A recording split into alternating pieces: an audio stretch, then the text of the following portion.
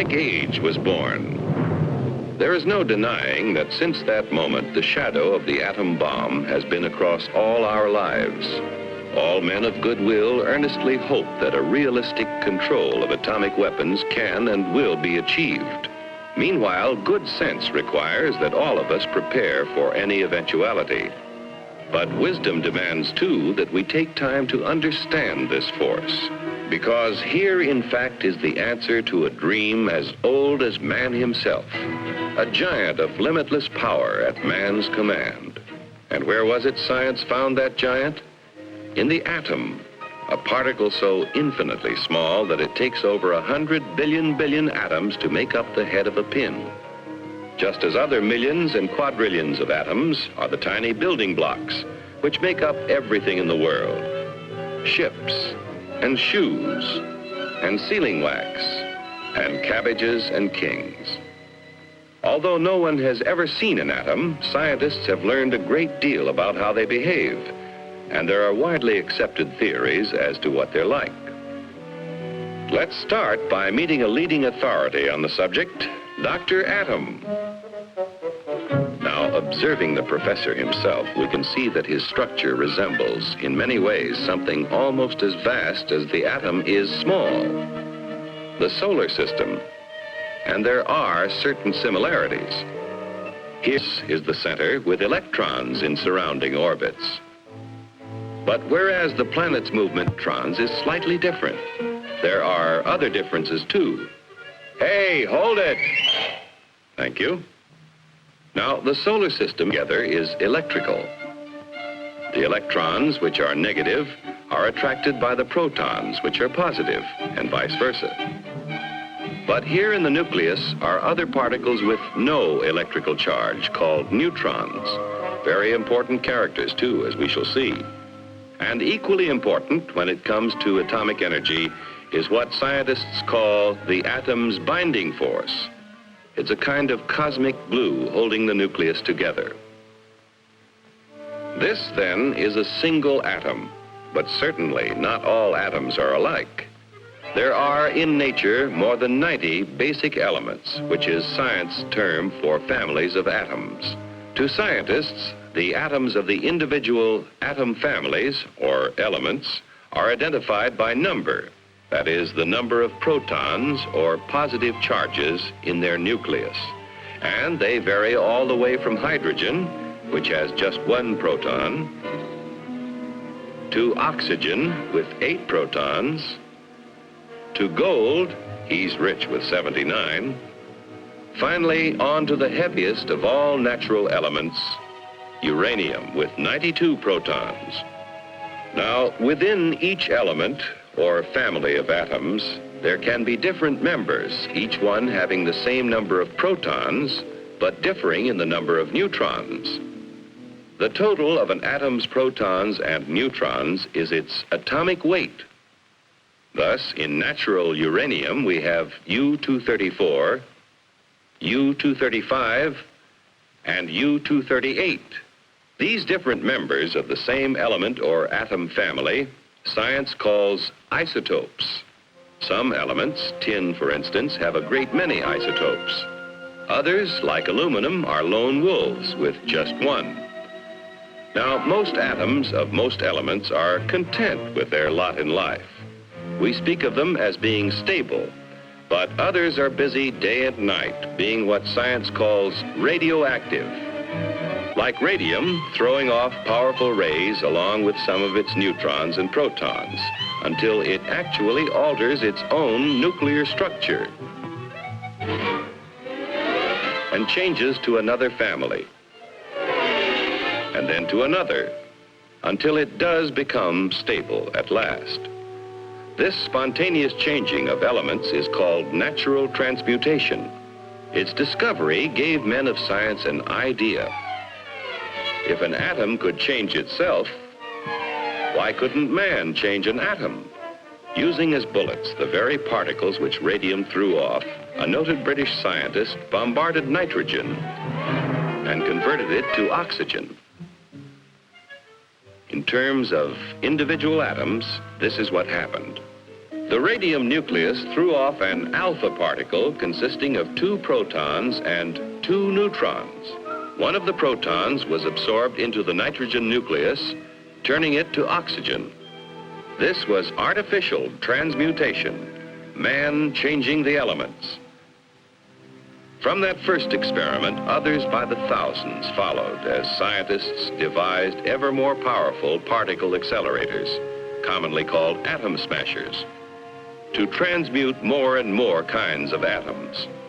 All scientifically important, but hardly world-shaking. Then, in 1939, some scientists were experimenting with transmutation of uranium. What would happen, they wondered, if they fired a neutron at a uranium nucleus, already the heaviest in nature? Why not try? So they tried. And the result? Nuclear fission. Instead of a minor change, the atom split in 2. Truly a discovery to change the world. For what had happened when the uranium atom split was a kind of double miracle of science. Half of the miracle concerned that binding force we spoke of before, that kind of cosmic glue which holds the atom's nucleus together.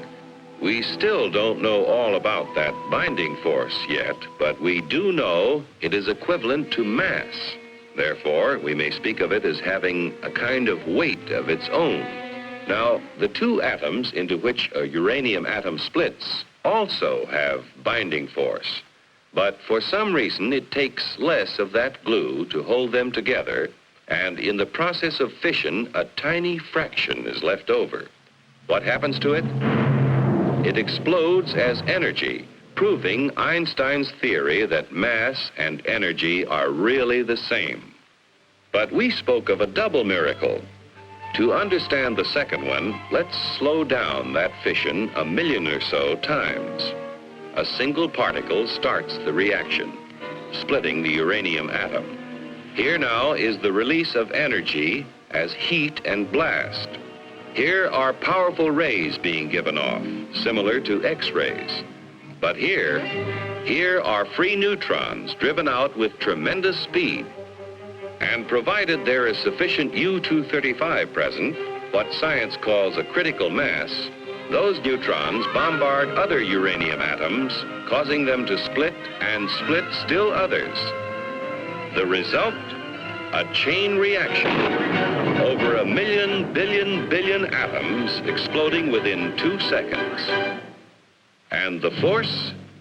It would take Yankee Stadium full of dynamite to equal the energy released in the complete fission of an amount of U-235 the size of a baseball. With this discovery, at the time the free world faced a war for survival, it was little wonder the first thought was a weapon. But how to obtain enough material for even a single bomb? Only a small fraction of natural uranium is the U-235 isotope, which will fission in a chain reaction. And to separate enough U-235 quickly enough seemed all but impossible. But the impossible became reality as industry, labor, science, and the military combined their efforts to build Oak Ridge, where enough U-235 was separated to build the first atomic bomb.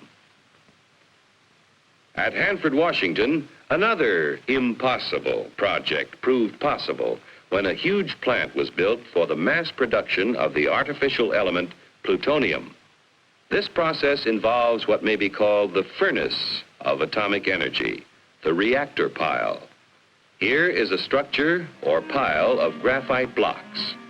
In the reactor are placed rods of natural uranium containing both U-235 and U-238.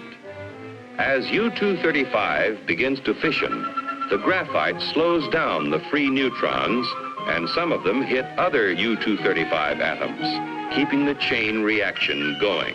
But others of those slowed down neutrons hit U-238 atoms. And here's what happens. Remember, we said that U-238 wouldn't support a chain reaction. However, it will capture neutrons from U-235 fission and start a process which converts the U-238 first to neptunium, then to plutonium, and plutonium will fission in chain reaction. Thus, the reactor itself is a source of atomic fuel. Besides producing plutonium, the nuclear reactor makes possible two very important peacetime uses of atomic energy. Remember that the chain reaction process in the reactor creates tremendous heat, which scientists have learned how to control. Thus, a reactor may be substituted in many industrial applications where heat is now provided by coal or petroleum. But such uses in the foreseeable future are limited. For one thing, a reactor pile must be shielded to protect the workers around it from dangerous radiation, and this shielding adds tremendous weight. However, an atomic energy power plant has already proved feasible.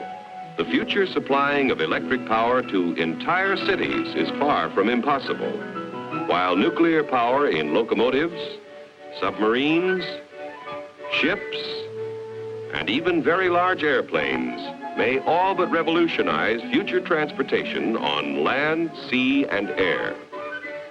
But perhaps the most valuable byproduct of the nation's reactor piles is radioactive isotopes.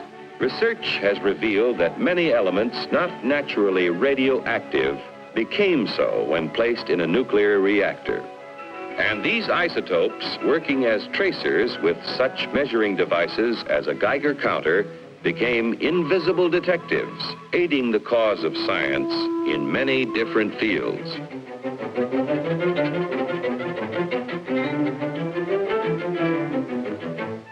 In agriculture, isotopes are now used to test such things as the effect of fertilizers on plant growth and the proper timing for their use, helping to assure bigger and better yields from tomorrow's farms.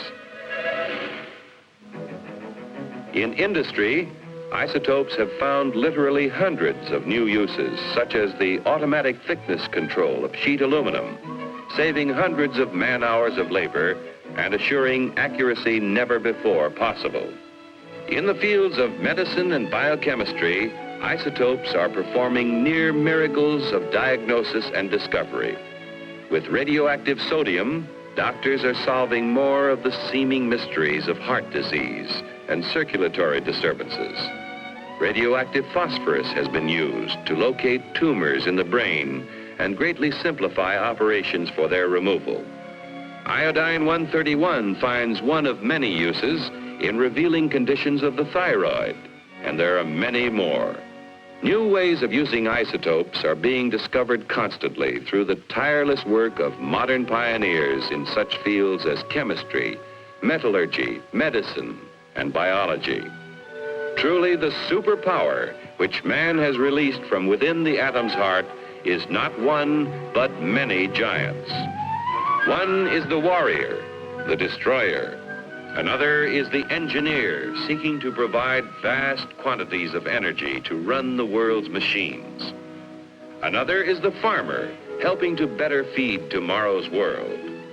Still another is the healer, helping to diagnose and cure the sick. And the last is the research worker, working on in the fields of pure science to reveal more of the mysteries of the universe.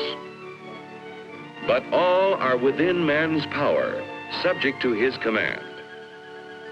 On man's wisdom, on his firmness in the use of that power, depends now the future of his children and his children's children in the new world of the atomic age.